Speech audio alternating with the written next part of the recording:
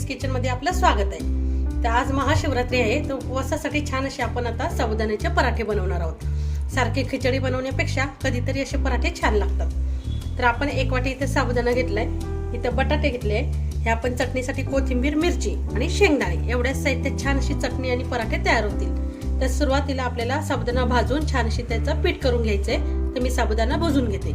हे बघा, मी साबुदाणा छान असा भाजून घेतला, त्याचे छान असं पीठ तयार करून घेतलंय। पीठ चाळणीतून गाळून घ्यायचंय, पीठ गाळ्याच्या, म्हणजे ते छान असं पीठ तयार होतं।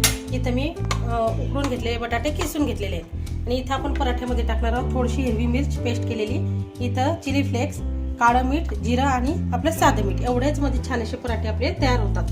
तर सुरुवातीला आपण सर्वात आधी इथं आपल्याला हवं तेवढं पीठ घेऊन घ्यायचंय आणि त्या पिठामध्ये आपले सर्व मसाले आपल्याला मिक्स करायचे आहेत आणि त्यामध्ये घालायचं आपल्याला उकडलेला बटाटा आणि उकडलेला बटाटा टाकून छान असं कणकेसारखं पीठ आपल्याला मळून घ्यायचे। तर मी आता हे पीठ मळून घेते। पाण्याची आवश्यकता असल्यास टाका, अदरवाईज पाणी न टाकता पीठ छान असं मळून घ्या।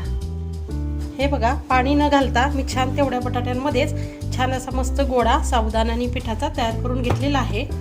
तर हे बघा, आपला आता पिठाचा गोळा तयार आहे। तर आपण याचे छानसे पराठे तयार करून घ्यायचे आहेत। आपण थोडंसं साबुदाण्याचं पीठ साईडला ठेवलेलं आहे, ते लावून आपण पराठे छान असे लाटून घेऊया। हे बघा, मी छान असा पॅन गरम करून घेतलाय।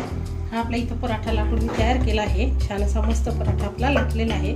त्याला आपल्याला ते छान असा शेकून घ्यायचे दोन्ही साईडने, म्हणजे आपले मस्त साबुदाण्याचे पराठे तयार होतील। तर मी आता शेकून तुम्हाला दाखवते। हे बघा, तेल किंवा तूप लावून दोन्ही साईडने छान असा पराठा आपल्याला शेकून घ्यायचा आहे आणि आपल्या उपवासाचा पराठा हे बघा अगदी मस्त सुंदर असा तयार आहे। तर असे पराठे मी आता बनवून घेते आणि मग तुम्हाला दाखवते। अगदी मस्त असा आपला पराठा तयार आहे।